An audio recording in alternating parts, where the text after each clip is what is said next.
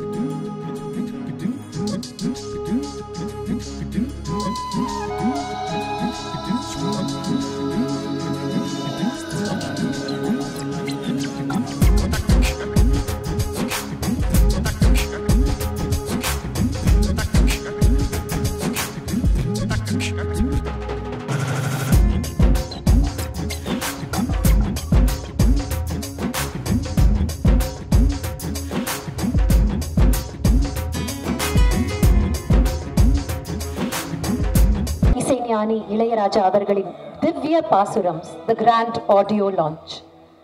இந்த இசை தட்டினை இசைஞானி அவர்கள் வெளியிட இதன் முதல் பதிவினை திருத்தண்டி ஸ்ரீ சின்னஜீயர் சுவாமிஜி அவர்கள் பெற்றுக்கொள்வார்.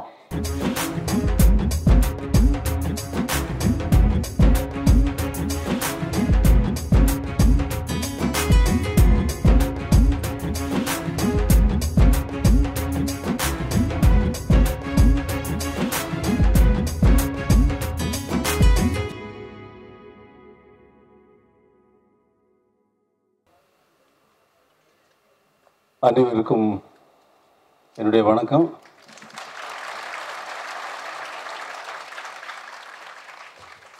இந்த பல்லாண்டு பல்லாயிரத்தாண்டு பல கோடி நூறாயிரம் இந்த மாதிரி அன்பான உள்ளங்களை சந்திப்பதும் இது போன்ற நிகழ்வுகளில் கலந்து கொள்வதும், அன்பான உள்ளங்களை சந்திப்பதே அந்த பல்லாண்டு பல்லாயிரத்தாண்டு மாதிரி இது நீண்டு கொண்டே போக வேண்டும் என்பது எல்லாம் வல்ல இறைவனை வேண்டுகிறேன்.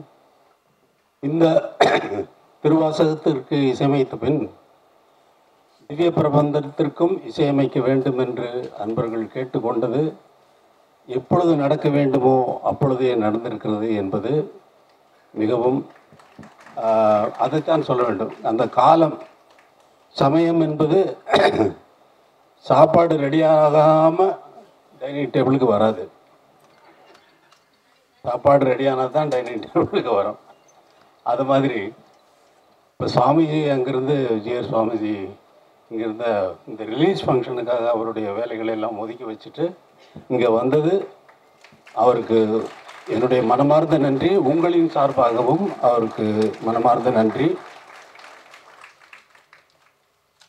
ஸ்டாச்சு ஆஃப் ஈக்குவாலிட்டி ராமானுஜர் சுவாமி அவருடைய ராமானுஜாச்சாரியார் சுவாமிகளுடைய ஸ்டாச்சு அங்கே பிரதிஷ்டை பண்ணி அந்த இடத்துக்கு நான் போயிருந்தேன்.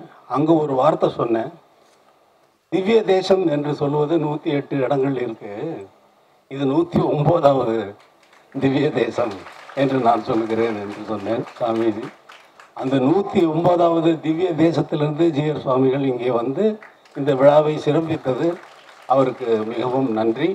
உங்கள் அனைவருக்கும் இந்த விழாவில் நீங்கள் இவ்வளவு ஆர்வத்துடன் வந்து கலந்து கொண்டது எனக்கு மிகவும் மகிழ்ச்சி அடைகிறது. அது ரொம்ப வளவளன்னு எல்லா சினிமா ஃபங்க்ஷன் மாதிரியும் நடக்காமல், எல்லா இசை வெளியீட்டு விழா மாதிரியும் நடக்காமல், இது வேற ரகமாக திவ்ய பிரபந்தமாக ரொம்ப திவ்யமாக நடந்ததுனால எல்லாம் வல்ல அந்த இறைவனுக்கு என்னுடைய நன்றி. அவருக்கே சரண் நாங்களே. ஒற்றுமையாவோம், உமக்கே நாம் ஆட்சேபம். அது மாதிரி நல்ல நன்றி, வணக்கம்.